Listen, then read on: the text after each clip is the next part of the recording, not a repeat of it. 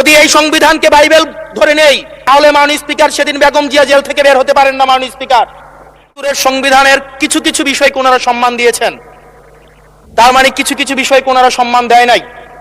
তার মানে এই অভ্যুত্থানের পরে এই সংবিধানের কিছু অংশ ওনারা মেনেছেন, কিছু অংশ ওনারা মানেন নাই। ওনারা কেবল ওই অংশটাই মেনেছেন যে অংশটা ওনাদের পক্ষে গিয়েছে, যে অংশটা ওনাদের বিপক্ষে গিয়েছে এই অংশটা ওনারা মানেন নাই। মাননীয় স্পিকার, এই ধরনের প্রকৃতি সম্পন্ন যারা আছে বাংলাদেশের পার্লামেন্ট যারা দেখছেন তারা সিদ্ধান্ত নেবেন, যারা কখনো কখনো কনফর্মিস্ট, যারা কখনো কখনো রিফর্মিস্ট, তারা মূলত হচ্ছে অপরচুনিস্ট। এখন আমি সংবিধানের কিছু কিছু ধারা মানবো, কিছু কিছু ধারা মানবো না। আমি কখনো কখনো সাংবিধানিক, কখনো কখনো আমি অসাংবিধানিক। মাননীয় স্পিকার, যখন ডক্ট্রিন অফ নেসেসিটির প্রশ্ন আসে, মাননীয় স্পিকার এই এক্সিস্টিং সংবিধান অনুযায়ী যখন 7A এবং 7B বলবৎ থাকে, সেই জায়গা থেকে আইনজ্ঞরা, মাননীয় স্বরাষ্ট্রমন্ত্রী উনি থাকলে ভালো হতো। ডক্ট্রিন অফ নেসেসিটি মাননীয় স্পিকার 48(3) অনুযায়ী রাষ্ট্রপতি সুপ্রিম কোর্টের মাধ্যমে একটা এই 106 অ্যাডভাইজরি একটা রুল আছে মাননীয় স্পিকার। এই অ্যাডভাইজরি রুলের মাধ্যমে সংবিধানের ফান্ডামেন্টাল কোনো বিষয়ে কম্প্রোমাইজ করা যায় না। মাননীয় স্পিকার, যদি আমি এই সংবিধান মানি তাহলে এই অন্তর্বর্তীকালীন সরকারের বৈধতা প্রশ্নবিদ্ধ হয়। মাননীয় স্পিকার, মাননীয় স্পিকার, যদি এই সংবিধানকে আমি ধারণ করতে চাই, মেনে চলতে চাই, সেদিন 64 বিধি অনুযায়ী অ্যাটর্নি জেনারেল নিয়োগ দেওয়া হয়েছিল 6 আগস্ট। মাননীয় স্পিকার, এই সংসদে প্রশ্ন রাখতে চাই, তৎকালীন বর্তমান রাষ্ট্রপতি চুপ্পু, তখন বলা হয়েছে অ্যাটর্নি জেনারেল নিয়োগ দেওয়ার ক্ষেত্রে প্রধানমন্ত্রীর সাথে আলোচনা করতে হবে। সেদিন কোন প্রধানমন্ত্রীর সাথে আলোচনা করা হয়েছিল সেটা আমাদেরকে অ্যাটর্নি জেনারেল জানাবেন।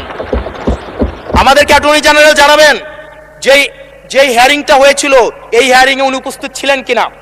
তখনকার সময় যিনি প্রধান বিচারপতি ছিলেন ওবায়দুল হক, তিনি তখন কোথায় ছিলেন, সেই রায়ের কপিটা আমরা দেখতে চাই। মাননীয় স্পিকার, মাননীয় স্পিকার, আপনি যখন বেগম জিয়াকে 6 আগস্ট সর্বপ্রথম ছাত্র জনতা যখন সিদ্ধান্ত নিয়েছিল আর এক মুহূর্ত বেগম জিয়াকে কারাগারে থাকতে দিবে না, বেগম জিয়াকে রাষ্ট্রপতির আদেশের মধ্য দিয়ে বেগম জিয়াকে সেদিনই হচ্ছে কারাগার থেকে যেই জুলুমের মধ্যে রাখা হয়েছিল সেটা থেকে ছাত্র জনতার রায়ের মধ্য দিয়ে সেখান থেকে বের করে আনা হয়েছিল। মাননীয় স্পিকার, যদি এই সংবিধানকে বাইবেল ধরে নেই, এই সংবিধানকে যদি গসপেল ধরে নেই, এই গসপেলের পুরোহিত অনুযায়ী যেভাবে ভ্যাটিকান সিটি চলে সেটা যদি আমরা ধরে নেই, তাহলে মাননীয় স্পিকার সেদিন বেগম জিয়া জেল থেকে বের হতে পারেন না। মাননীয় স্পিকার, মাননীয় স্পিকার, সেদিন বেগম জিয়া জেল থেকে বের হয়েছিল অভ্যুত্থানের জনরায়ের ভিত্তিতে। মাননীয় স্পিকার, মাননীয় স্পিকার, আপনারা বলছেন আপনারা ঠিক সেই জায়গায় আপনারা সংবিধানকে আপনারা মানছেন যেই জায়গায় সংবিধান থেকে আপনারা বেনিফিটেড হবেন। মাননীয় স্পিকার, গ্রামের ভাষায় কথা আছে, বলতে চাই না, যে ডাং পার হইলে মাঝি কুন্দুলা ভাই। ছাত্ররা, আপনাদের নেতা কর্মীরা গত 17 বছর ধান খেতে ঘুমাইতে হয়েছে, ত্যাগ তিতিক্ষার মধ্য দিয়ে যেতে হয়েছে। মহাসচিব কান্না করে বলেছে তাদের নেতা কর্মীরা ঢাকায় এসে রিক্সা চালিয়ে জীবন নির্বাহ করত।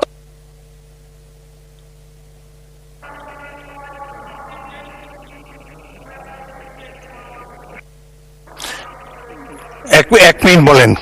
মাননীয় স্পিকার, আজকে দেখেন, আজকে লক্ষ লক্ষ নেতা কর্মী তাদের রক্ত দিয়েছে।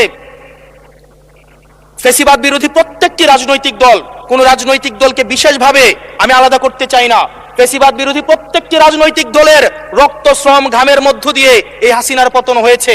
এই হাসিনার পতনের পরে যখন জনরায়, মাননীয় স্পিকার, যখন জনরায় কখনো কেতাবের কাছে মাথা নত করে না। এটা ভ্যাটিকান সিটি নয় যে গসপেল অনুযায়ী হচ্ছে দেশ পরিচালিত হবে। 68% জনগণ তারা সিদ্ধান্ত জানিয়ে দিয়েছে এই সংবিধানের যেই বেসিক স্ট্রাকচারাল জায়গায় কোন জায়গাগুলোতে রিফরমেশন আনতে হবে। মাননীয় স্পিকার, মাননীয় স্পিকার, আন্দালিব রহমান পার্থ সাহেব বলেছেন যে অর্ডারে নাকি হচ্ছে সংবিধান সংস্কার পরিষদের গঠনটা নাই। উনি যদি একটু পরিশ্রম করতেন, জাস্ট একটা পাতা উল্টাইতেন, একটা পাতা পরেই বলা হয়েছে সংবিধান সংস্কার পরিষদ গঠন যদি হেজযুক্ত। ধন্যবাদ মাননীয় সদস্য, ধন্যবাদ।